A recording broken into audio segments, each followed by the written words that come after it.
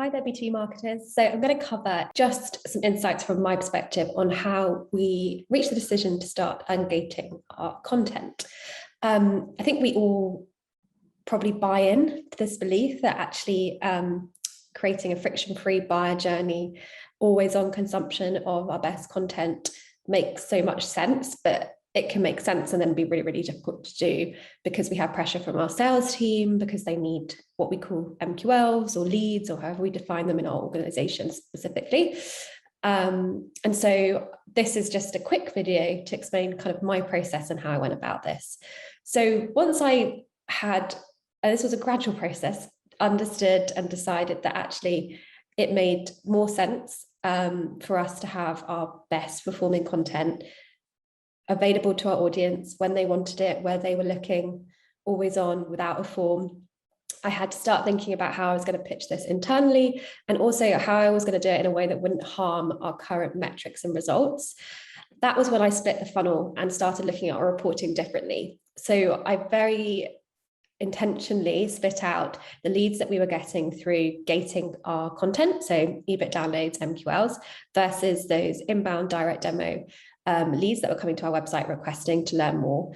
And it became really clear the difference in conversions between the two. So for every 1 in 25 leads from a direct demo, we were closing close one, versus 1 in 250 the MQL side. So even though we'd got really, really good at generating these MQLs at pretty low cost of like $10, it became really apparent that actually to scale that out to the levels that we were going to need to with our growth goals and targets was actually going to become unsustainable. So there was only a certain level of growth we were going to have with that process as well. So once I started spitting out the reporting, I actually was presenting that in meetings with my sales leaders, with my CEO, with my CFO. Just at this point, it was more informational sharing than it was any sort of drastic change. And then what I decided was, okay, well, I own this budget and I own the number. I am responsible for hitting my revenue and pipeline targets. So what I'm going to do is actually take our least best performing MQL campaigns, of which there were some, where the average cost per lead was sort of double what the best performing campaigns were. And I am going to take that money and I'm going to siphon it off and put it into actually promoting ungated versions of some of our best performing content. And then I'm going to see if I can see a correlation in the uptick in direct demo requests over that time period where I am optimizing my MQLs, reducing down the budget there and increasing the spend on what we'd call more create demand activities. And actually it was evident and it was so clear over that 3-month period, the direct inbounds were increasing in velocity. And while we were reducing our MQLs, actually the amount of revenue coming from those was no less than it was before, because we'd just optimized for those that were performing really, really well, both from a revenue perspective, but also from a cost per lead perspective. So we had less campaigns running, more budget to spend on create demand. And actually neither was being hurt, and we were increasing revenue because ultimately we were doing more of the create demand, driving direct inbounds that were converting faster and better for us. So I ran it like this for 3 months, and then it became really clear to me that there was a lot in this. And then that's when you sort of go into the next phase of actually distilling all of that insight down into a report, starting to talk that through with your key stakeholders and sales leaders on the revenue side. And actually there was like amazing amounts of no friction, because when you're selling to a sales leader, look, I know it's hard for you to run your outbound team. I know we have all of these frictions because they might be hitting that out, they might not be hitting the outbound target, but one of their excuses will be we're spending loads of time on these content leads, and actually the content leads aren't great quality, and it's sort of this ping pong effect between excuse and like just everyone's kind of throwing that around, and there's no clear lines of responsibility or focus. And I just said, what if I could give you back all of that time and take away all of that noise, and your team was just focused on outbound? They didn't need to deal with these content MQLs. Like, how would that be for you? How would that be to manage? Do you think the productivity would go up? And the answer from sales, the answer from the RevOps team, the answer from the CFO was like, yes, we would love that. And conversely, they would say to me, but will you still hit target? Like, can you still generate your revenue goal and your opportunity pipeline? And I said, yes, I will maintain the same budget. I will maintain the same targets. And I strongly believe that by directing my budget in different ways, we'll still end up getting the same result. How you actually go about ungating your content. I have covered how you can sell that into the exec team, how you actually transition your budgets and your campaigns gradually, but I haven't really like deep dived the tactical ungating of content. And I think that could be useful. So it's not just a case of taking all of those PDFs that currently sit behind a form and shutting down the zaps and the forms and just putting them up on paid and sending people directly to that PDF, because unfortunately that doesn't really work, and it's not really how all buyers want to consume that content, and it won't actually generate the kinds of engagements that you're aiming for. So the way that we've kind of gone about this at Cognism is, first of all, we've taken our best performing pieces of content. By best performing, those were the ones that were generating us leads at the lowest cost, or they were content around topics which we know our audience is engaged with, because that's where most of our traffic comes from on our website, or time on page is highest. And these were the ones where we really took some time to think about the types and ways in which we ungate it. So for example, we created a bespoke pillar page, which is highly interactive and lives on the website. So rather than just a PDF download, this is something where you have a sticky menu, which is navigable. It's filled with multimedia as well as written content. It's easily digestible. It's going to give us the benefits on the SEO side, as well as the benefits of engagement and consumption. Yeah, so that would be like one way in which you take a PDF and you ungate it and you actually create something much more engaging from it. And then of course you can start running those paid ads directing people to the website for that piece of content. Alternatively, you can also be creating content from that whole longer form piece of content. So whether that be snippets from the chapters, so getting some of your team to record video talking through some of the things that are covered within that ebook, and then running those on paid so that your audience can actually consume that in feed where they are directly. That is another tactic which we have done and we execute on, and that is highly engaging and people do find really useful. Another idea is that you can use those longer form pieces of content to fuel the content that you share on your organic LinkedIn company page. So if you think about the huge insights that you're going to have in one ebook, that is probably enough content to power your LinkedIn company page for months if you go about it the right way. And obviously this is assuming that that content was high quality when you wrote it as well. So I would just make sure that you're validating that. Obviously the sort of the trap that you can get caught up in when you're generating leads versus actually creating content for consumption engagement is you're more interested in kind of the hooks than you are in the actual depth and breadth of that content quality. So I'd say you do have to take your content to another level when you start engaging it. That is definitely true. The other thing we did is we revisited all of our nurtures, and we thought about this in the same way that we've been thinking about our content engine, and how it doesn't actually make sense to assume, like we're assuming that someone on day 10 of an email nurture knows they're on day 10 of an email nurture and actually read the previous 2 emails, when actually they may have just deleted the other 2 emails and never saw them in their inbox, they were away on leave, and they've missed all the valuable content that we'd served before. So what we've been trying to do is create what we call these always on nurtures. So essentially the emails are a delivery mechanism for us, where we're serving up particularly interesting pieces of content that could be powered from an ebook or some other content format that you have, and they're all directing to a Netflix style always on consumption page where people can then engage with those things that are most interesting to them in that moment and for their particular circumstance, and we're not trying to dictate or guess what that may be, and we're just using those emails as a mechanism to deliver that to them and drive them to that page where they then have all of that content at their fingertips. Ebooks are a great mechanism for taking content and building out more from it. yeah, so I would say that's also another thing that you could look at.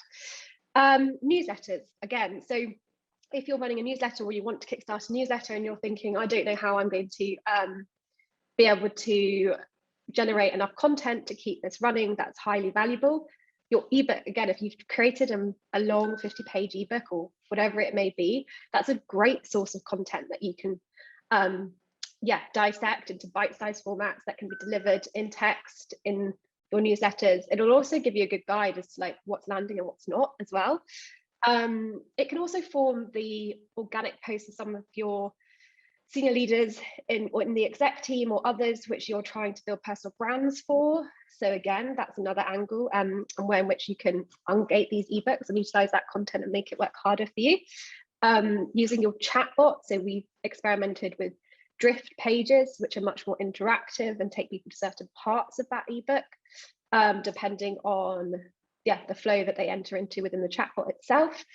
And then you can also spin off sort of webinars or podcast topics, etc., from an ebook subject matter as well. So I would say these are all tactics that you could explore and ways in which you could look to leverage ungating an ebook and actually make it work a lot harder for you and get more bang for your buck. So I thought I would touch on a topic which I think is probably a bit of a barrier for some when it comes to moving from a gated content model to an ungated content model. And this is, how do you actually get buy-in from key stakeholders within the organization? So I'm going to go through the process that I went through and lived through and kind of got to the state that we're in today, where we have a fully ungated motion. So first of all, it all starts with splitting your funnel. So you need to be splitting out the reporting between the performance of those leads that come inbound, direct on your website, request a demo, high intent, and those that come through what we call the MQL lead generation motion. So you need to split that out, and you need to have the conversion rates at every stage of the funnel mapped out between the two. And at this point, you're going to have a pretty clear view on the differences in the conversions and performance of the two types of leads.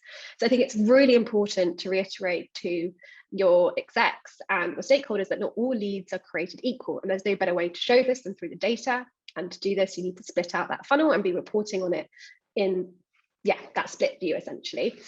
At this point, I would also calculate the cost, the number of leads that it would be required through the direct high intent inbounds to close a deal versus the number of leads you'd require from the MQL lead generation side of the funnel to close one deal. And what we found at Cognism was we needed 25 inbounds to close one deal versus 500 MQLs, which cost us between $25 and $10 a lead to acquire to close one deal. So 25 versus 500. And so what becomes quite apparent then is like, how does this scale? Can it scale? Especially as your targets increase and the expectations of marketing grow. So at this stage, all I was doing was just reporting in this way. I wasn't asked to present this data, but I would bring it up in calls I had with our VP of sales. I'd bring it up with the RevOps team, with the CFO. I'd just be flagging, look, they aren't all created equal. They're not a blended picture. There's two very separate motions happening here. One is this MQL lead generation side of the fence, and one is this actually high intent inbound direct demo piece, which is converting far faster and at a higher rate for us. And then you can start talking around questions with the VP of sales and your sales leadership of like, how is it to actually manage the outbound team when they have a mixture of targets for content leads and MQLs versus outbound. And you'll often get this feedback, which is like, actually, it's quite difficult because if they miss, they'll actually blame it on marketing, the quality of those MQLs, and that they were distracted working with those leads that actually ultimately didn't really come to anything. And if you could say to your sales leader, look, well, what if I took that all away and your outbound team just focused on outbound? They didn't have to deal with any of these MQL leads that we generate from marketing, and they could just focus on more strategic accounts or just an account first model. Would that be easier for you? And they had all that time back, and they will say, yes, that would be great. Easier for them to manage, less excuses. more focus, which always generates better results as well. So I think just pitching it in that way and having those discussions and also showing the data at the same time is a great win.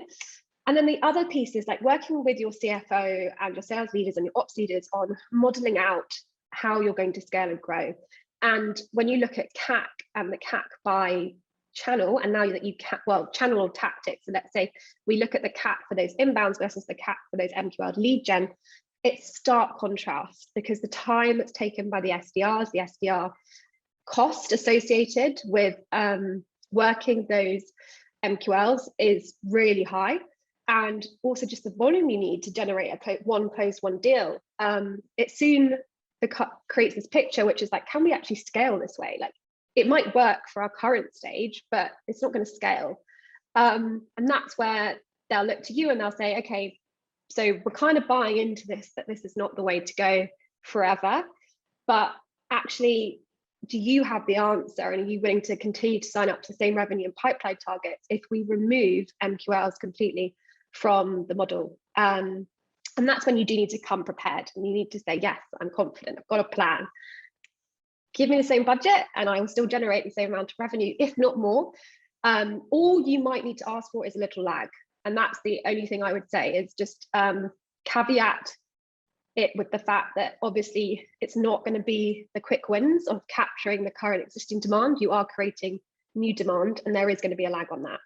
So I think having those conversations, framing it in that way, can be really, really helpful. And then I would ask them as well, this is kind of the icing on the cake, but just ask them, like, how do you consume content? Like, as a CFO, as a VP of sales, as a head of ops, like, how are you consuming content today? Do you like fill in a lead gen form on LinkedIn, download a PDF, actually read that PDF, and then enjoy being cold called in cadence by an SDR, and then end up purchasing a solution? I have a feeling probably the answer is going to be no. And probably what happens is, if they do engage with that lead gen form and they do download it, it sits on the desktop unread, and they don't enjoy those cold calls and that cadencing from SDR outreach, and it doesn't impact their intent to buy that, whatever that solution is that company is selling. I think that's a really good example to get them thinking about why this doesn't work as a tactic. And then the follow-on question is, okay, but like, how much would you be willing to pay for our target audience to actually read, engage, and consume in the content that we're putting out around the topics that we want to talk about, that we know are of interest to them, versus have it sit on a desktop, never read, never looked at, and us artificially putting them through some form of funnel? And that's a really interesting conversation. And I think just having, starting to talk about it in that way and framing these things helps them actually bring to life what you're talking about and why it might not make sense anymore. So hopefully there's some interesting takeaways for you in terms of framing this shift from lead generation to demand generation with your executives and stakeholders. Feel free to reach out to me, happy to share anything or give you more insights if you'd like. If content is not for lead generation, then what is the purpose of content? And I think this is a really interesting question, and actually something I'm pretty passionate about, because both in my previous role and at Cognism, the way that I have scaled the marketing engines at both is through content, albeit, yes, there were gated plays at one point in time in both organizations. But there was also a huge focus on content as a differentiator and as a competitive advantage. So I'm going to cover how I see and view content and how I think it should be looked at in an organization where you are trying to move away from this lead generation focus and move more to a demand generation focus. So content is a vehicle for stacking growth. It's a vehicle for competitive differentiation. And it allows you to show up where your target audience is hanging out every day and actually add true value into their lives and to stay consistently relevant. And that is massively powerful. There is no other way in which you'll be able to achieve this than through content. And content is broad, and I mean content in all its formats and all its guises. And so actually, what happens when you move away from lead generation and ebooks into this whole world of ungating content is you really embrace multiple content formats, and you really get into the nitty-gritty of what it is to engage with your audience daily, and and it makes you think about the quality piece a lot harder. So we at Cognism have a guardrail in marketing, which is that any content that goes out from anyone at Cognism or associated with Cognism, it has to pass this test, which is, if someone consumes, reads, or engages with this content, is it going to give them a competitive advantage in their role because they actually took the time to engage, consume, or read it? If the answer is no, then that content hasn't passed our test. And I think that's a really important level and guardrail to have and hold yourselves accountable, especially as you scale as a team. One key point is that I have always been a big believer that you must utilize subject matter experts to power that content. And you're going to have to get creative with this, especially when you don't have a lot of resources. Back in my old organization at Jura, I was working in legal tech, and I'm not a lawyer, definitely did not have the knowledge or expertise to talk to lawyers about the things that mattered to them or they cared about. And I had to get creative with the ways in which I was able to bring quality content consistently to that target audience. And these are things like, actually, a lot of people are really happy to go on video or spend half an hour with you in order to generate some authoritative content that they're able to put out about themselves, talking about subject matter that they care about, and also ultimately builds their own brand. So don't be afraid to ask. And people often, you'll be surprised by how much they'll say yes, and you'll get better at asking as well. And then the key is, in those times you have and spend with those experts, is just to get a little bit more out of it. So have a list of questions, come very prepared, think about all the ways you can use that time to benefit you, and also make sure that you're continually absorbing that content and learning as well. By the end of my time in legal tech, because I was also at Thomson Reuters for that, I probably did have quite a good foundational level of legal knowledge. Definitely not enough, but you can build it up over time as well. So I think, that quality piece becomes really important. Subject matter expertise, have a guardrail around the quality that you're comfortable with for your brand to put out there. And the other thing is that because you will be paying or promoting potentially this, to get this content out onto your audience, is it will become exhausted more quickly. And ideally people are consuming it more quickly rather than a gated ebook, which sits on the desktop and they never read. So you need to have a process around content recycling, continual ideation of content, thinking about how you're going to stay timely and relevant. And those are really interesting questions and really interesting things to put your mind to as a marketer, versus how you're going to get this ebook downloaded by the maximum number of people and that app not to break for that Facebook lead gen form. So if not for lead generation, content is your competitive advantage. Content is your magnet for stacking growth. And ultimately, content is your vehicle for engaging with your audience every day, adding value to their lives, being remembered, and staying relevant.